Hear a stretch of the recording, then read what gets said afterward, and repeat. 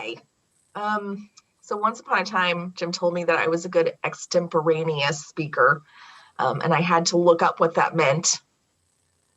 But I agree.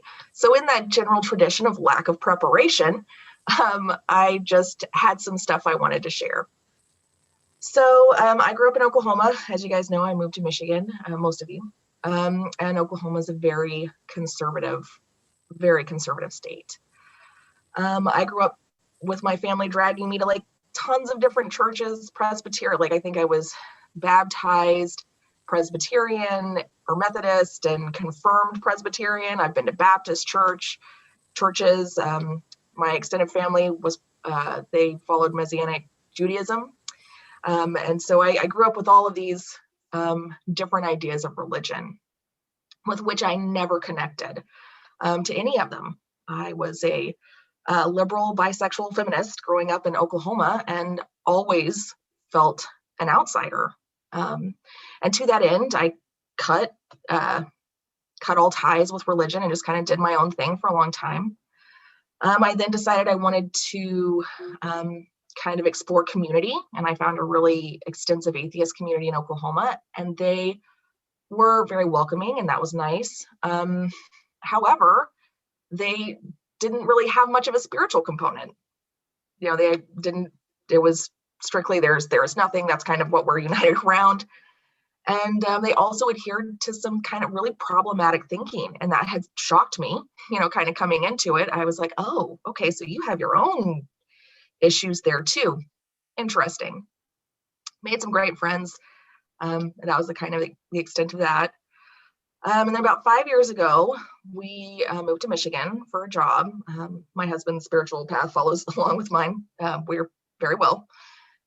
And I was like, you know what? I think I want to try again. I want to try to find maybe there is a place that I might fit into.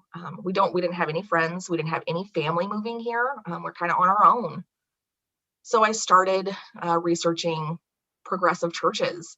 And I think, you know, sometimes I'm like, this was the universe, you know, somehow, some way, because 5 minutes, literally 5 minutes from my house, there's BUUF. Like I'm on one block over.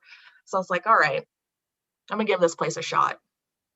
And I went, and I just loved it right from the very beginning. I don't even remember the sermon Jim was giving, but I felt very reeled in by it. He's a great speaker.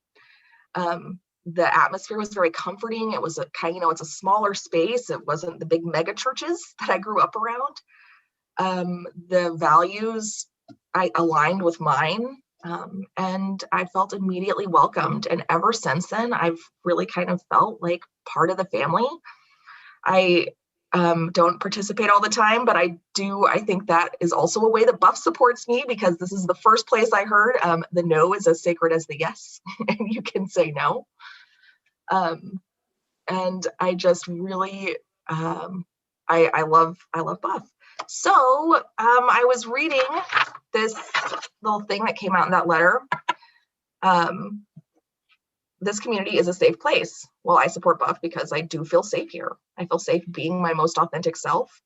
Where we support each other, I feel supported, and I want to give back and support BUUF for that.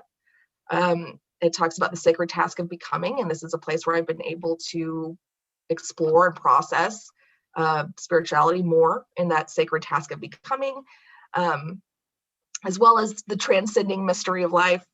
And I feel like I have been shown the great and transforming power of love at BUUF. So yeah, that's why I will be donating and supporting BUUF, because BUUF has supported me. So thank you guys for being part of my groups, I guess. That's all.